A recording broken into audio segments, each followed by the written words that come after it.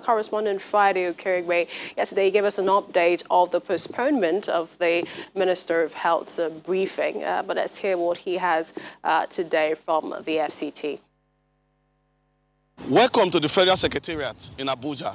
This is where the Minister of Health is actually having his office, just the complex behind me here.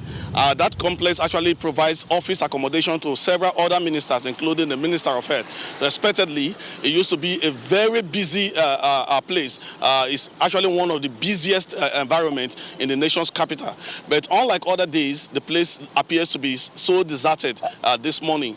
The reason is not far-fetched. It is because a lot of people appears to be heeding the advice of the federal government, especially to non-essential staff to stay at home. And that explains why we are having a few persons behind us as we speak right now. It is very possible that those we are seeing here are all having essential duties, and so they have to listen to that aspect of the advice from the federal government. But majority of people, as we actually speak, are not here, unlike other days when there is no such instruction from the federal government. This place would have been so busy because the complex behind me provides office accommodation to many civil servants who work in Abuja. Well, let's go back to Bauchi State, where Hajara Ali, I believe, has this report. Thanks for joining us here in Bauchi State. We're giving our update from the State Secretariat. Staff of the Bauchi State government on grade level 12 downward have been told to stay at home, except for those on essential duties. But we could still see some workers around. Some of them claimed that they were not aware of the circular that was issued late evening until they came to the office this morning. For now, we don't have any results for the samples that were taken yesterday. About 27 samples were taken, and we're being told that the samples are still being transported to the nearest lab in Abuja. Bauchi to Abuja is about 6 hours journey, so it will take some time before the results are known whether there are still more cases of COVID-19 in Bauchi or not. The samples that were taken are only for those that had primary contacts with the governor. This is because of the limited testing kits. We were being told that there are no testing kits on ground as we speak, but 25 testing kits are expected tomorrow, and these kits would only be used on those that had primary contact with the governor, like shaking of the hands. So the health officials are advising that if you know you have had primary contact with the governor, you should come forward for testing. From the State Secretariat in Bauchi State, Hajara Aliyu, Channels Television News.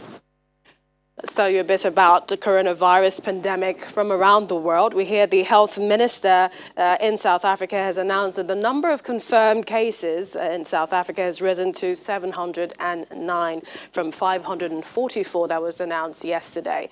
The country has the highest number of confirmed cases in Africa. Libya has also confirmed its first case of COVID-19. This is also coming both the internationally recognized governments in Tripoli and the rival administration in the East country imposed strict travel measures, shutting their airspace and also land borders as far back as last week. And we hear U.S. President says that he hopes that the U.S. will shake off the pandemic by Easter, even as New York's governor is warning the illness is spreading fast. And of course, South Korea is sending test kits to the United States. And we also have India that has entered its total lockdown, new measures following a sharp increase in cases in recent days, and news coming in of Prince Charles testing positive to COVID-19 as well. Joining us on the program is our health correspondent, Mary Alele Yusuf. Mary, thank you. You've been sort of like on your toes since our first index case as far back as January. And looking at where we've come to now with the numbers, give us a sense of, all that you've been covering so far. Well, let me just first say I wish this lockdown had started earlier than this. I think the other states that are shutting down schools, offices are doing a great job.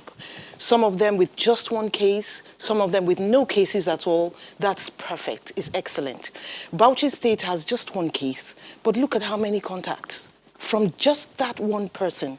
And that's how the cases multiply exponentially.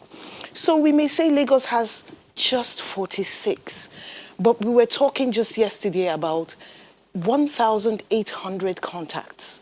So it might be painful staying indoors. Yes, it might be painful not being able to run out of doors the way, people used to, but it's so essential. It's so necessary because shaking of hands is primary contact. How about secondary contact?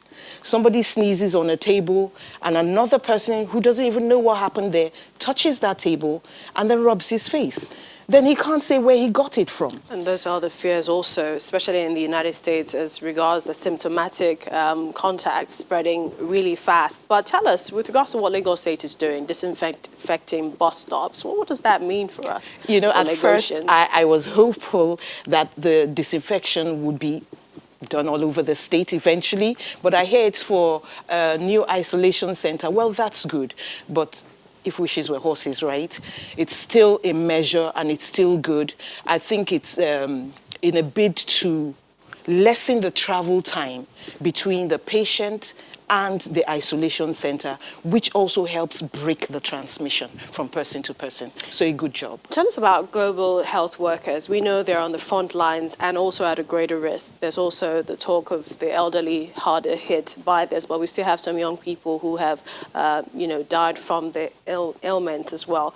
How much can we protect ourselves? Jack Ma has also brought in some kits for Nigeria, so that's good for our healthcare services. That's wonderful. Jack Ma has brought in so many test kits, and that means, almost everybody who is in isolation or self-isolation can actually be tested. The problem in the past, up to today, as Hajara said, is they don't have so many test kits. But if everybody who comes down with symptoms can be tested, we will go a very long way. Further, if everybody who has come in contact with anybody who is positive can be tested, we go even further and we can lock this down, contain it, and make it spread no further than where it is. But thanks so much to Jack Ma. That's a breath of fresh air for us here. But talking about Trump, I must say, he's really hoping on a miracle right there, because Easter is just how many weeks away? And he's talking of being free of the disease. Well. He is hopeful. He is hopeful. The test kits might be there, but the disease must run its course. And they didn't lock down fast enough. And that's if perhaps they might come up with a vaccine before Easter. Well, we'll see about that. Vaccines usually take 1 year to 1.5 years, no less. All right, well, nice to thank you, Mariela Yusuf, our health correspondent here on Channels Television. You're most welcome. Well, that's it, our COVID-19 special edition on the program. Thank you for watching. It's another 30-minute update on the coronavirus pandemic in Nigeria and across the world. It comes up again at 6 p.m. and later today at 9 p.m. I'm Millicent Walker. Bye for now.